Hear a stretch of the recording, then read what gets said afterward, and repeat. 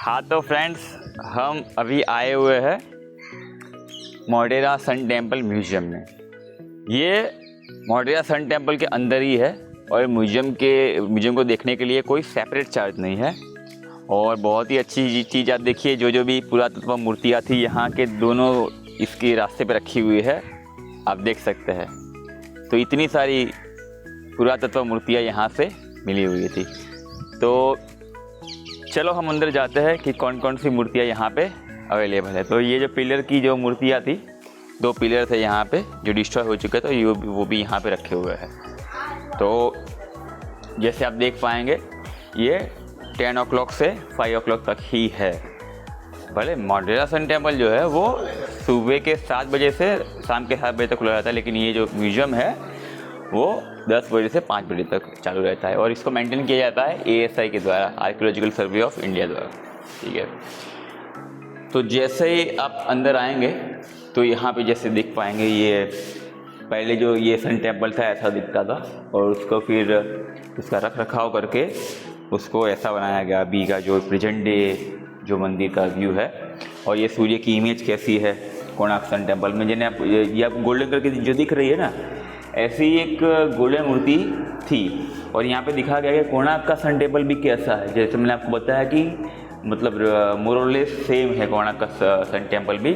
जो पिलर्स है, ये प्रेजेंट मोढेरा सन टेम्पल के जो पिलर्स है उसको दिखाया गया है। और ये पैनल कैसी, जैसे मैंने आपको लास्ट वीडियो में दिखाया है, मैं आपको वो वीडियो का लिंक आपको दे दूंगा यहाँ पे।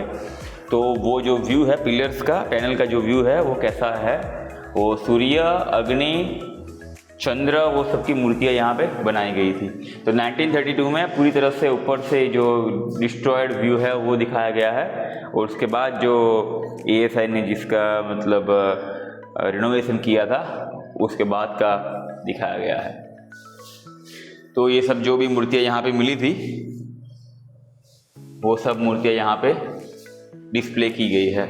और आपको जान के ताज्जुब होगा, आपने कभी ना ऐसा सुना होगा ना देखा होगा कि 1000 साल पुरानी मूर्तियाँ यहाँ पे आप देख सकते हैं, टच कर सकते हैं। वर्ल्ड में कभी भी ऐसा म्यूजियम नहीं दिखा गया। तो क्योंकि यहाँ पे इतनी सारी मूर्तियाँ मिली थी, इतनी मतलब सोचेंगे आप कि जो राजा भीमदेव थे जो चालुक्य डायनेस्टी के, वो बहुत सारा काम उन्होंने करवाया था। तो देखिए जगह जगह पर आपको ऐसे मूर्तियाँ यहाँ मोढेरा में अभी भी मिलती है।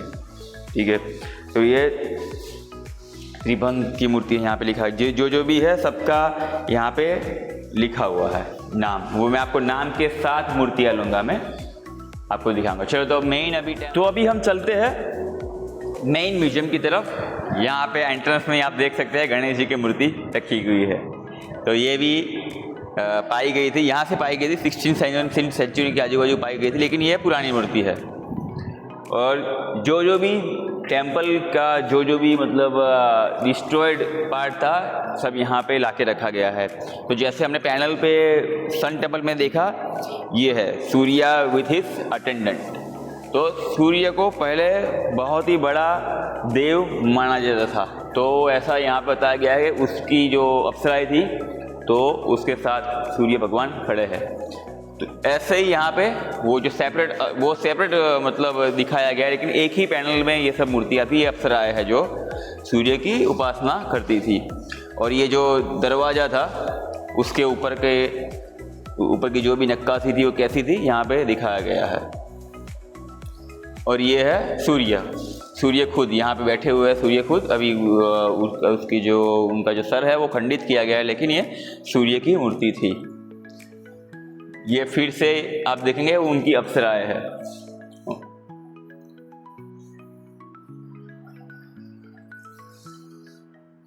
ये है कुबेर भगवान की मूर्ति। तो ये 10th सेंचुरी मतलब जब भी ये टेम्पल बना था तभी उसी के टाइम की मूर्ति है। कुबेर किस लिए, क्योंकि यहाँ पे बहुत सारा सोना हुआ करता था। तो राजा भीमदेव ने ये सब जो भी आप कारीगरी देखते हैं वर्ल्ड के बहुत सारे, कुछ लोगों को तो पता होता ही नहीं है कि भारत इतना रिच था। तो हम दूसरे देशों से भी आर्किटेक्ट्स जो थे उनको हम इंडिया बुलाते थे। तो आपको पता नहीं चल रहा होगा, लेकिन कुछ कुछ मूर्तियों में एक पर्शियन आर्ट भी है, क्योंकि पर्शिया से भी मतलब ईरान से भी जो आर्किटेक्ट थे, कुछ आर्किटेक्ट, वहाँ पे एक सिराज करके जगह है। तो मैं एक बार ईरान गया था तो लोग बोल रहे थे कि बहुत सारे मतलब यहाँ पे आर्किटेक्ट थे वो इंडिया जाते थे, क्योंकि इंडिया बहुत रिच था उस टाइम, उनको गोल्ड में पेमेंट करता था, तो एक कुबेर भगवान उनकी रक्षा करते होंगे। तो ये जो आप चंद्र की मूर्ति देखेंगे, ठीक है, सूर्य और चंद्र को पहले बहुत बड़े देव माने जाते थे, ठीक है। ये भैरव जी, भैरव भगवान, ये पार्वती माता, पार्वती की माता के बाजू में महिषासुर मर्दिनी, ये महिषासुर आप देख रहे होंगे नीचे, महिषासुर मर्दिनी है। और ये मूर्ति पे नाम नहीं लिखा हुआ, लेकिन ये एक देवी की मूर्ति ही लगती है। तो जैसे आप देखेंगे पद्मासन पे बैठी हुई है देवी, तो इसी देवी की मूर्ति ही लगती है, हो सकता है पार्वती माता की मूर्ति ही हो, ठीक है। ये इंद्र की पत्नी इंद्राणी, तो इंद्र को भी बहुत ही मेन गॉड माना जाता था। इंद्र, अग्नि, सूर्य, चंद्र, इन चारों को काफ़ी अच्छी तरीके से मतलब पूजा की जाती थी पहले। तो ये फिर से महिषासुर मर्दिनी, और ये जो छोटी छोटी मूर्तियाँ मिली थी वो सब छोटी छोटी मूर्तियाँ भी यहाँ पे रखी हुई है। विष्णु भगवान की मूर्ति है, ये मिथुन। तो ऐसे बहुत वैदिक गॉड की जो भी मूर्तियाँ थी यहाँ पे रखी गई है। ये चंद्र भगवान, ये अप्सराएं थी। तो अभी जो छोटी वाली मूर्तियाँ है, छोटी वाली मूर्तियों को इस साइड रखा गया है। तो ये अप्सरा की मूर्ति है, ये गणेश जी की मूर्ति है, ये त्रिभंग अप्सरा की मूर्ति है, उसका नाम त्रिभंग था, गणेश, ठीक है।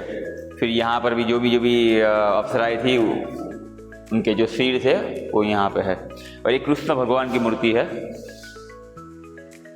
हाँ, लेकिन ये जो मूर्ति है यहाँ से मतलब पर्टिकुलर इस टेम्पल से नहीं मिली थी, क्योंकि इसका जो आप स्टोन स्ट्रक्चर देखेंगे ब्लैक कलर का स्टोन स्ट्रक्चर है, जो यहाँ का मतलब ये जो मोटेरा एरिया है उसके सराउंडिंग का नहीं लगता, ये किसी और जगह से लाई गई और यहाँ पे रखी गई। ऐसे भी डेट भी यहाँ पे लिखा हुआ है 18th और 19th सेंचुरी, तो ये काफ़ी बाद की मूर्ति है। और यहाँ वही अप्सराओं की मूर्ति यहाँ पे रखी गई है। और एक कीचक है जो आप ये देखोगे, एक कीचक की मूर्ति है ये। और वही मतलब ये जो विष्णु की मूर्ति है ये 8th या 9th सेंचुरी की है, ठीक है। ये बहुत पुरानी मतलब 1200 साल पहले की ये मूर्ति है जो यहाँ पे रखी गई है। ये फिर से महिषासुर मर्दिनी, जब नीचे महिषासुर देखेंगे आप, महिषासुर मर्दिनी की मूर्ति है। ये भी इसका भी स्ट्रक्चर ये नहीं लगता, मतलब सैंडस्टोन नहीं है, सैंडस्टोन नहीं है, ये स्टोन है, एक्चुअल स्टोन है। ये भी एक्चुअल स्टोन है। और जो कृष्ण की मूर्ति आपने देखी वो भी एक्चुअल स्टोन था, सैंडस्टोन नहीं था। और ये फिर भी एक दूसरी चौरी बेरर मतलब अप्सरा, ये और अप्सरा की मूर्ति है। फिर से कीचक, ये गज मतलब हाथी की मूर्ति है। घटपल्लव, ठीक है। लघु मंदिर मतलब ये इसको लघु मंदिर बोलेंगे आप। लघु मंदिर मतलब जब एक बड़े वाले मंदिर में बहुत छोटे मंदिर होते हैं तो उसको लघु मंदिर बोला जाता है। जैसे आपने अभी कुंड के पास में देखा था, जो आप लास्ट वीडियो में देख पाएंगे, तो 108 मंदिर थे, ठीक है। वो 108 मंदिर के आजू बाजू भी हो सकता है कि कुछ छोटे छोटे टेम्पल हो, तो वो लघु मंदिर है। वो लघु मतलब छोटा। और एक पौराणिक जो दृश्य है ये आप देखेंगे, जो भी राम भगवान जो है जो वानर सेना के साथ जा रहे थे वो यहाँ पे डिपिक्ट किया गया है, ठीक है। ये पौराणिक दृश्य लिखा गया है, मिथिकल सीन है ये, लेकिन ये रामायण का लगता है ये मिथिकल सीन। फिर से ये अप्सरा है, ये व्याल है। व्याल पता नहीं क्या है, घोड़ा लगता है मुझे घोड़ा लगता है, लेकिन पता नहीं व्याल क्या होता है। फिर से अप्सरा, कोई देवी रही होगी, अभी आइडेंटिफाई नहीं कर पाते हम कौन सी देवी है, लेकिन कोई देवी रही होगी। हो सकता है पार्वती माता हो या इंद्राणी हो, ठीक है। ये गणेश पार्वती त्रिभंगा मुद्रा में खड़े हुए एक मैन का स्टैचू है, हो सकता है रूसी हो कोई। और ये जो गॉड्स थे वो अप्सराओं के साथ यहाँ पे दिखाए गए हैं। तो इतनी मूर्तियाँ थी यहाँ पे जो ASI को मिली, आर्कियोलॉजिकल सर्वे ऑफ इंडिया को मिली। तो ये म्यूजियम यहाँ पे ख़त्म होता है। अब हम बाहर की तरफ चलेंगे, आप देखेंगे बहुत सारी छोटी छोटी मूर्तियाँ भी यहाँ पे रखी हुई है।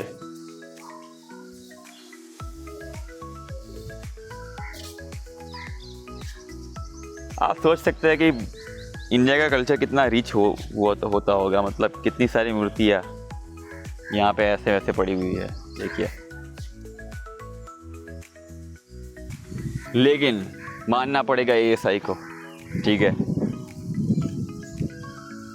ASI ने एक जो भी अवेलेबल था, जो भी मतलब मूर्ति अवेलेबल थी या टुकड़ा भी क्यों, मतलब पूरा तो टुकड़ा भी क्यों ना हो, वो सभी को खोज निकाला, ठीक है। ये टेम्पल को खोज निकाला और सभी यहाँ पे बहुत ही संरक्षित करके यहाँ पे सब रखा हुआ है। तो कभी कभी अच्छा लगता है, ये SI बहुत ही अच्छा काम करती है, ठीक है।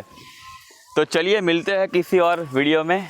अगर आपको मेरे वीडियो अच्छे लगे तो मेरी चैनल बीटर एडवाइस इंडिया को आप सब्सक्राइब कर सकते हैं। चलिए।